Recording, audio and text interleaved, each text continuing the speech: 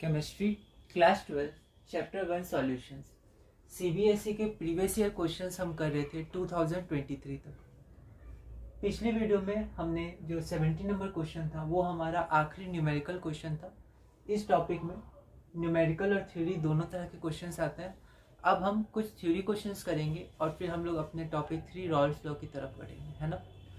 तो ये हमारा 18 नंबर क्वेश्चन है। ये बहुत इंपॉर्टेंट क्वेश्चन है आगे के क्वेश्चंस को समझने के लिए।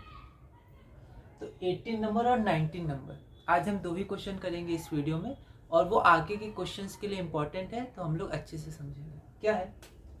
Value of Henry's law constant KH के बाद 4 ऑप्शन है।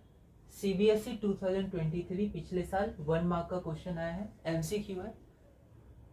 Value of Henry's law constant increases with decrease in temperature, decreases with increase in temperature, increases with increase in temperature and remains constant।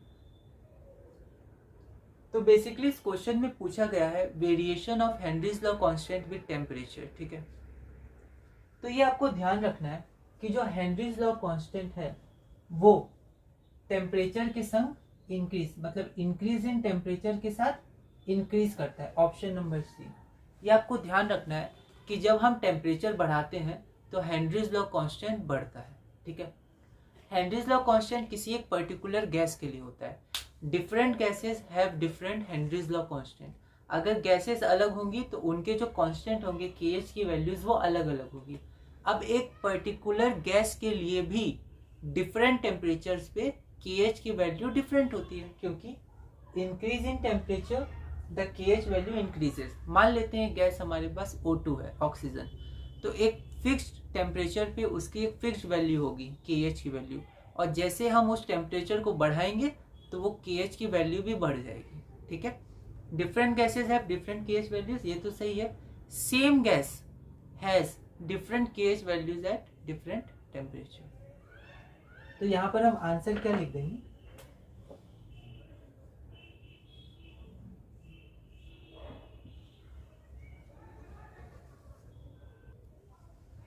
तो option C हमारा सही हो जाएगा, लेकिन board में चाहिए 1 मार्क का है। हम लोग ऑप्शन सिर्फ नहीं लिखेंगे, पूरा स्टेटमेंट लिखेंगे, ठीक है। तो हम लोग पूरा लिखेंगे value of Henry's law constant KH, यहाँ पर KH increases with increase in temperature, increases with increase in temperature C, ठीक है। तो KH की वैल्यू क्या होती है? डायरेक्टली प्रोपोर्शनल टू टेम्परेचर होती है, ठीक है। तो ये हमारा आंसर हो गया ऑप्शन सी। तो हम ऑप्शन सिर्फ नहीं लिखेंगे, पूरी स्टेटमेंट लिखेंगे, ठीक है। ये बहुत इंपॉर्टेंट है, इसे आप ध्यान रखिएगा। अब हम अपने अगले क्वेश्चन की तरफ चलते हैं।